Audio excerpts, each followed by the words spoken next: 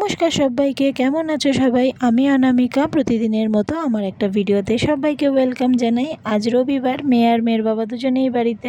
তো আজকে সবাই একটু লেটেই ঘুম থেকে ওঠা হয়েছে। আমি আগে উঠেছি, তারপরে ওর বাবা আরও দুজনে উঠে তারপর আমি ওদেরকে জিজ্ঞেস করলাম যে কী টিফিন করা হবে। ওরা ব্রাশ করবে তখন। তা বললো যে হালকা ফুলকাই কিছু খাবে, মেয়ে আবার জ্যাম দিয়ে টোস্ট খাবে।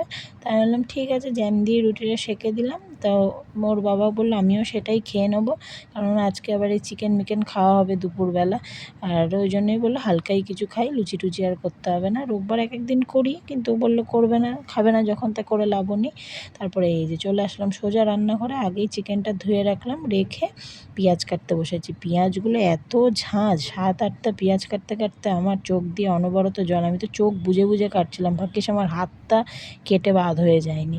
যাই হোক, পেঁয়াজগুলো কেটে নিলাম। কেটে নিয়ে এই যে বড় বড় করে আলু কেটেছিলাম।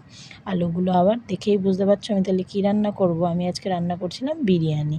ওই জন্যই দেখো পেঁয়াজগুলো আমি কেটে নিয়ে তারপরে এই যে আলুগুলো ভালো করে ধুয়ে নিয়ে আলুটা সেদ্ধ বসিয়ে দেবো। প্রেশার কুকারে একটা জাস্ট সিটি মারবো। সেই জন্য দেখো একটু পেঁয়াজ, আদা, রসুন বাটা দিয়ে দিলাম, একটু হলুদ গুঁড়ো, লঙ্কা গুঁড়ো, বেশ ফ্লেভার আসে, একটু নুন মিষ্টি দিয়ে একটা যেই সিটি বসিয়েছে অমনি সঙ্গে সঙ্গে গ্যাসটা নিভিয়ে দিয়েছি।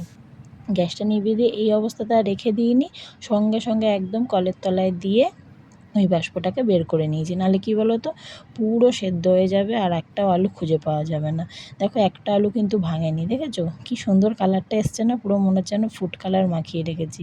আর ফ্লেভারটাও কিন্তু বেশ ভেতর অবধি যায় আলুর, ভালোই লাগে। তারপরে মেয়ে একটা অ্যালপেনলিবে ফ্রিজ থেকে নিয়ে চলে এসছে, ওর বড় পিপি কিনে দিয়ে গেছিলো, সেটা খাবে।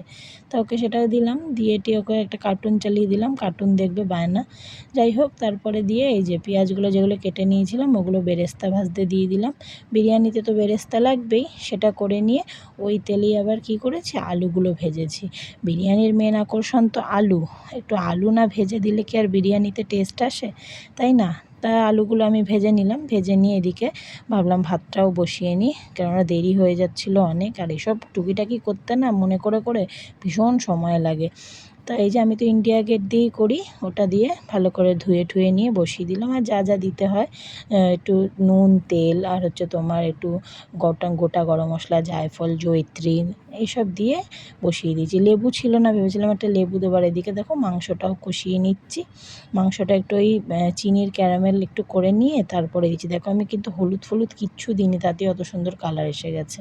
লঙ্কার গুঁড়োও দিইনি, কিচ্ছু দিইনি। তারপরে এই যে যা যা লাগে ওই দুধের মধ্যে আমি সব মিশিয়ে টিশিয়ে নিলাম। বিরিয়ানির মশলা, তোমার একটু নুন, চিনি সবই ওর মধ্যে দিয়েছি, কেওড়া জল, তারপরে তোমার মিঠা আতর, গোলাপ জল, তারপরে একটা তোমার এমনি ওই প্যাকেট যে দুধ হয় আমুলিয়া, সেই দুধের একটা প্যাকেট, সবই দিয়ে একটাই প্যাকেট দিয়েছি। দিয়ে সব কিছু মিশিয়ে ওটা ঢাকা দিয়ে রেখে দিয়েছি।